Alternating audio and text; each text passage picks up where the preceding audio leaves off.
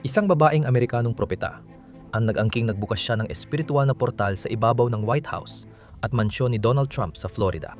Ayon sa kanya, simula raw noon, direktang makikipag-usap ang Diyos sa presidente ng Estados Unidos. Ipinahayag ito sa isa sa pinakamalaking Kristiyanong channel sa bansa, kung saan ipinakita pa niya ang itinuturing niyang ebidensya na ito nga ay nangyayari sa kalangitan ng Washington.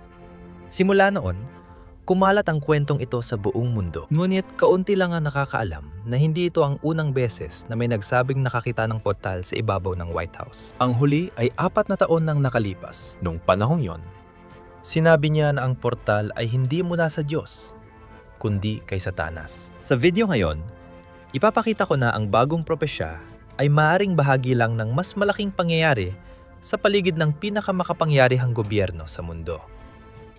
Mag-subscribe sa channel para matulungan kitang maglakbay kasama ang Diyos araw-araw. Ayos ba? Sige, tara na. Nagsimula ang kwento ilang araw na nakalipas kay Donna Rigney, isang Amerikana, na nagsasabing siya ay propetisa. Sumali sa programa ng Elijah Streams, isa sa mga pangunahing Kristiyanong channel sa US, nakatuon sa propesya at madalas sumusuporta sa pamahalaan ni Donald Trump. Sa panayam, sinabi niyang mas madali na matanggap ni Donald Trump ang mga mensahe ng banal na espiritu matapos mabuksan ng portal sa White House at Mar-a-Lago. Dahil sa bukas na langit na ito, magagawa rin ng presidente na agad matanggap ang gabay ng Diyos para pamunuan ng bansa. Doon niya ipinakita ang ebidensya ng umano'y himalang ito. Ayon kay Donna Rigney, habang nagdadasal, may isang tao sa grupo na naramdaman na inutusan siya ng Espiritu Santo kuna ng litrato ang langit. Nang pinalaki ang larawan, sinabi nilang nakita nila ang mukha ng anghel sa ulap na tila kumpirmasyon na bukas ang portal. Isang tabi ang litrato dahil gagamitin pa ito mamaya para mas maintindihan ang takbo ng kwento. Bago tayo magpatuloy, mahalagang maintindihan kung ano ang ibig sabihin ng mga grupong ito sa portal. Ayan sa turo na ito, may mga lugar kung saan bukas ang langit at ang panalangin at pagsamba ng mga Kristiyano ay maaring magbukas ng mga espiritual na portal sa mga bahay, lungsod, at maging sa buong mga bansa. Ang pangunahing talatang ginagamit para suportahan ang ideyang ito ay nasa Genesis 28 na panaginipan ni Jacob ang hagdang nag-uugnay sa lupa at langit, habang ang mga anghel ay akyat baba rito. Pagkagising niya, tinawag niyang bahay ng Diyos at pintuan ng langit ang lugar na iyon. May tanong na iniiwasan sagutin ng doktrinang ito. Si Jacob ba ang nagbukas ng pinto? Mamaya ko ibibigay ang sagot na yan. Hindi rin ito ang unang beses na naglabas ng ganitong pahayag si Donna Rigney. Noong nakaraang taon, sa inaugurasyon ni Donald Trump, sinabi niya na nagbukas siya ng portal papuntang langit sa ibabaw ng White House para linisin ito sa kasamaan at pangkukulam na ayon sa kanya ay naroon. Noong Abril 2022, nung si Joe Biden ang presidente ng Estados Unidos, ipinakita ng parehong channel ang programang may kilalang political advisor kay Donald Trump na nagpakita ng larawan ng diumanay satanikong portal sa ibabaw ng White House. Sabi niya, ang portal ng demonyo ay masasarhan lang sa panalangin ng mga Kristiyano. Pinakakawili-wili sa dalawang kwento, pareho ang ebidensyang ipinakita. Isang litrato ng langit.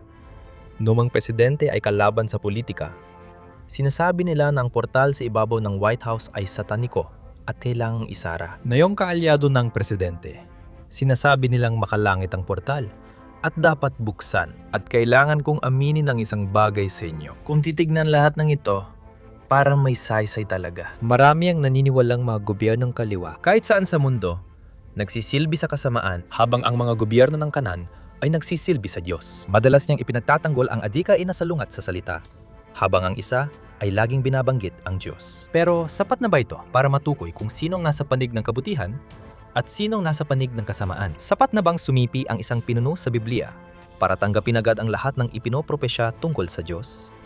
Hindi tungkol sa pangulo ng Amerika, ng tanong ko. Hindi ko tungkulin husgahan ang puso ng kahit sinong pinuno. Ang tanong ay, kung gaano kaseryoso ang mga pahayag na ginawa sa ngalan ng Diyos tungkol sa pamahalaang ito. At para maintindihan kung anong nasa likod ng lahat ng ito, kailangan nating suriin pa ito ng mas malalim. May isang kabanata sa Biblia na parang direktang tumutukoy sa panahon ngayon. Sa Jeremias 23. Hinarap ng Diyos ang mga propetang nililinlang ang Israel gamit ang kanyang pangalan. Sila ay mga lalaking nagpapahayag ng sariling imahinasyon at paulit-ulit na sinasabing, nagkaroon ako ng panaginip. Hinimok nila ang mga tao magtiwala sa mga pangitain na hindi mula sa Panginoon. Sa parehong kabanata, sinabi ng Diyos na hindi niya isinugo ang mga propetang yon. Kahit ganon, lumabas pa rin sila at naghayag ng mensahe sa pangalan niya. At doon lumitaw ang isang tanong na makakatulton sa atin ng suriin ng lahat na nakita natin hanggang ngayon. Tingnan mo ang sinasabi sa Jeremias Kabanata 23. Ako ba'y Diyos lamang sa malapit? Sabi ng Panginoon. Hindi ba ako Diyos kahit malayo? May makakapapagtago ba sa akin sa lihim na lugar? Hindi ba ako nasa lahat ng lugar? Sa langit at lupa? Sabi ng Panginoon. Tingnan ninyo mga kapatid. Walang lugar sa mundo na wala ang Diyos. Pati na rin sa White House. Pati na rin sa Mar-a-Lago. Pati na rin sa bahay mo. Walang saysay isipin na kailangan pa niya ng prayer group para buksan ang pinto bago makausap ang presidente. Ngayon, sasagutin ko ng tanong ko tungkol kay Jacob. Sabi sa Biblia, natutulog siya nang makita niya ang hagdanan. Hindi niya hiniling sa panalangin ng pangitain yon. Hindi siya sumali sa kampanya o gumawa ng ritual para mangyari yon. Bumukas ang langit dahil ang inisyatiba ay galing sa Diyos, hindi kay Jacob. At makalipas ang mga siglo, inihayag ni Jesus ang tunay na kahulugan ng hagdang yon. Sa Juan 1, sinabi niya kay Nathanael na makikita niya ang bukas na langit at mga anghel ng Diyos na umaakyat at bumababa sa anak ng tao. Ang hagdang nakita ni Jacob Ay tumutukoy kay Kristo. Isinulat ni Pablo kay Timoteo na si Kristo Jesus lang ang tagapamagitan sa Diyos at tao. Kapag tinukoy ng Biblia ang mga namumuno, wala ring ipinakitang nagbubukas ng mga portal para kumilos ang Diyos. Sa Kawikaan, sinabing ang puso ng hari ay hawak ng Panginoon at siya ang gumagabay dito saan niya gusto. Gaya ng tubig ng ilog. Ganoon din kay Paraon sa Ehipto at kay Nabucodonosor sa Babylonia. Ganoon din kay Paraon, mga haring pagano sila, na walang kailangang magbukas ng portal sa mga palasyo nila. Kapag tiningnan natin ang mga espiritual na taong nasa paligid ng Pangulo ng Amerika, lalo pang lumalala ang pag-aalala. Kapag tinitingnan natin ang mga taong espiritual na nakapaligid sa Pangulo ng Amerika, lalo pang tumitindi ang pag-aalala. ayon kay Paula White, Ang mag-aalay nito ay tatanggap ng anghel mula sa Diyos. Lalaban ng Panginoon sa iyong mga kaaway. Makakaranas ng kasaganaan, magkakaroon ka ng mahabang buhay, at makakaranas ng taon ng natatanging biyaya. Ang nagbibigay ng $1,000 pataas ay nakakatanggap ng 25 sentimetrong krus na kristal bilang regalo. At ang batikos sa kampanyang ito ay hindi galing sa mga hindi tagasimbahan, mula sa mga Amerikanong Kristiyanong pahayagan at kapatid na nagalit nang makita ang biyaya ng Diyos na parang ipinagbibili. Paula White, isang ereheng namumusong, isang Jezebel. Pinag-uusapan din ito sa Biblia sa mga Gawa 8. Si Simon ay nag-alok ng pera sa mga apostol para bilhin ang kapangyarihan ng Espiritu Santo.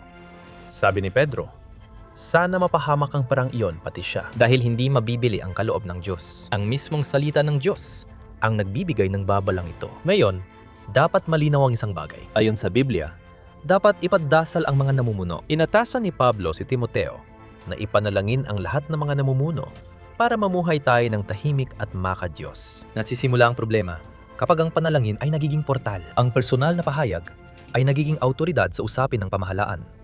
At ang pagpapala ng Diyos ay pinapahayag kapalit ng $1,000. Naalala mo ba yung litrato ng langit? Ang sinumang naghahanap ng kumpirmasyon ng propesya sa pamamagitan ng pagtingin sa ulap, sa halip na suriin kung anong sinasabi ng kasulatan, ay nagbubukas ng pinto para sa panlilinlang.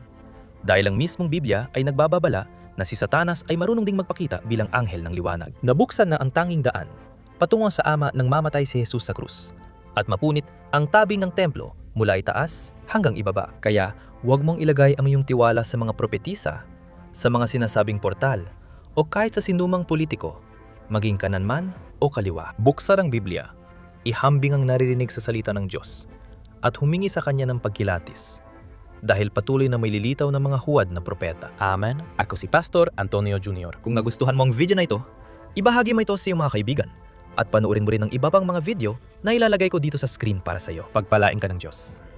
Paalam.